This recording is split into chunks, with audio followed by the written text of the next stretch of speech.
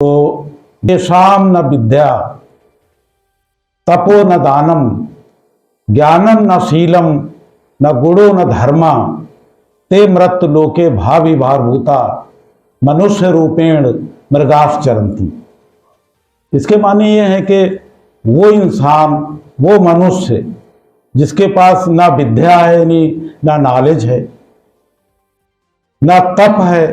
ना ज्ञान है, ना शील है, ना कोई गुण है, ना कोई धर्म है। यानी ये अगर चीजें किसी मनुष्य में नहीं है,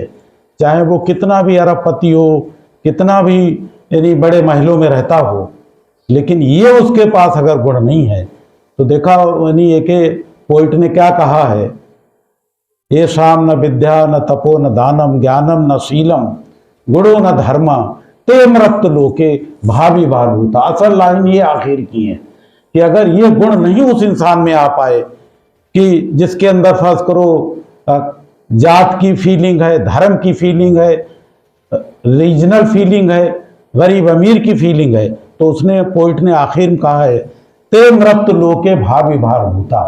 ऐसे मनुष्य दुनिया के ऊपर एक भार हैं, वो मनुष्य नहीं है, वो क्या है, एक भार है। ते मृत लोके भावी भारभूता मनुष्य रूपेण, हालांकि वो देखने में मनुष्य नहीं इंसान लगते हैं।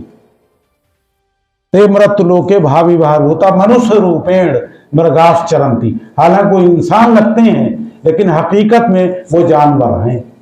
जैसे जानवर अपने अपने आप ही चरता है। तो ये बात हमेशा ध्यान कर लें कि चाहे आप इंटर में हो या बीए में हो या एमए में हो, एक दूसरे से प्रेम भाव रखें और आपको जो इल्म है, वो नॉलेज है, जो ज्ञान है, वो दूसरे लोगों की भी मदद में लाएं। हमारे राष्ट्रपिता महात्मा गांधी ने यही कहा था कि ज्ञान के माने ये नहीं कि अपने आप ही यानी तरक्की करते रहो, दूसरे लोगों की भी तरक्की में रोल अदा करें। दूसरी बात, एक शायर ने ये कहा है कि इंसान अगर जिए तो जिए कौम के लिए, अपने लिए जिए तो कोई जिंदगी नहीं। तो बच्चों, ये पढ़ाई लिखाई का मकसद ये है, मैं ये नहीं कह रहा हूँ आप लोग MBBS इंजीनियरिंग जो भी हो खूब मेहनत करें बच्चों। और दूसरी बात यह है कि पर डे 4-6 घंटे यानी अपनी तैयारी करें, ये नहीं 24 घंटे पढ़ने से कुछ नहीं होता है। 4-6 घंटे जब आपका मूड हो उसमें खूब गौर से पढ़ा करें और अपने जो शिक्षिकाएं आपको हैं उनका बड़ा यानी आदर सत्कार करें, तभी नॉलेज आएगी। अपने माता पिता का भी आदर सत्कार करें, अपने भाई बहनों का भी आदर सत्कार करें। तो इस तरीके से यानी आगे तरक्की करते चले जाएं। और हम आप लोगों को आगे जब अगर कोई बच्चा जाग्रफी आप करे और यहाँ दाखिला ले तो हम सभी लोगों का यानी पहले से एडवांस में वेलकम करते हैं कि आप लोग भी शिक्षिकाएं इस प्रोग्राम के लिए यहाँ तशरीफ लाए हैं। मैं उन सबको अपनी जानिब से, डिपार्टमेंट की जानिब से मैं उन सब का हार्दिक स्वागत करता हूँ और उनको मुबारकबाद देता हूँ कि ये इनिशिएटिव जो इन्होंने लिया है वो यकीनन आने वाले दिनों में इस नौखेज बच्चे अपने ही इलाके और अपने घर, अपने दयार, अपने नेशंस में एक अहम रोल अदा कर करके इस पूरे नेशंस का, राष्ट्र का नाम रोशन करेंगे। ये आउटरीचिंग प्रोग्राम खास तौर से इन बच्चों के लिए जो किया गया है, ये सब यकीनन ये इनकी जिंदगी को ही नहीं बल्कि आने वाली नस्लों को भी एक ऐसे सबक से आमोज कराएंगे कि हमारे दरमियान जो वीमेंस लिटरेसी है और उसका जो इम्पैक्ट होगा है सोसाइटी और समाज के ऊपर और पूरे बननो इंसानी के ऊपर जो है, यकीनन वो काबिल तारीफ है। ये डिपार्टमेंट यकीनन बहुत पुराना है, जैसा कि डॉक्टर अहमद मुश्तबा साहब ने बताया। मैं इसमें 2-1 चीजें और ऐड करूंगा कि इस डिपार्टमेंट ने एक वक्त में 8 वाइस चांसलर जो है पैदा किया है और बहुत से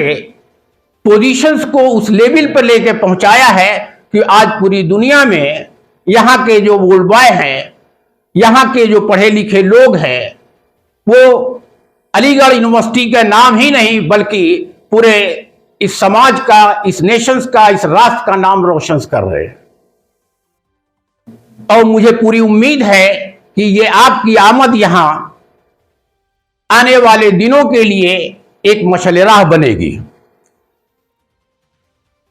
यहां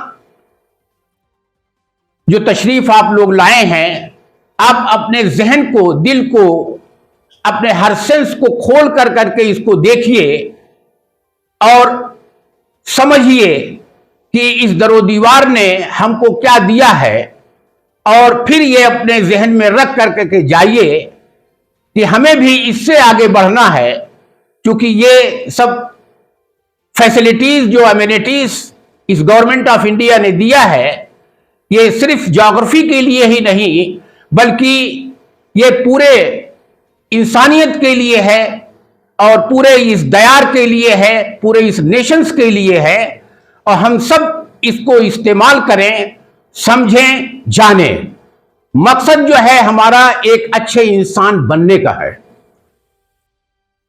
देखिए, यहां किसी कलर का, किसी रेस का, किसी कास्ट का, किसी रिलीजन का नहीं है, बल्कि हमको एक इंसानी, एक अच्छे इंसान इंसान बनना है और उसको लोगों तक दर्श देना है। उसके लिए सबसे बड़ी चीज यह है कि आप ईमानदारी के साथ, दयानतदारी के साथ, मेहनत के साथ, डेडिकेशन के साथ, डिवोशन के साथ आप अपने मकसद अजीम को आगे बढ़ाएं। जिस मकसद के लिए यहां आप आए हैं, मुझे उम्मीद है कि आपके जहन की बालिदगी बढ़ेगी और आपकी सोच, आपकी फिक्र, आपके मकसद का जो है एक पैरामीटर जो होगा वो बहुत वसी होगा और यकीनन इस समाज के लिए नहीं बल्कि इस नेशंस को आप आगे बढ़ाने में मेहनत करेंगे और अपनी समाज का, अपनी फैमिली का, अपने माँ बाप का नाम रोशन करेंगे और समाज में आने वाले जितने लोग हैं आपको फॉलो करेंगे और एक आप मशाल राह रहेंगे। मेरी आप लोगों से यही दुआएं हैं कि आप अपने मकसद अजीम में कामयाब हों और ईमानदारी के साथ, दयानतदारी के साथ, डेडिकेशन के साथ जो भी पैरामीटर आपके जहन में है उसको ईमानदारी के साथ आगे बढ़ाएं। देखिए, ये डिपार्टमेंट ने वाइस चांसलर के अलावा कई एडमिनिस्ट्रेटिव पोजीशंस भी फ्राहम किया है। बहुत सी चीजें यहां से पैदा हुआ, इंटेलेक्चुअल्स है और सिर्फ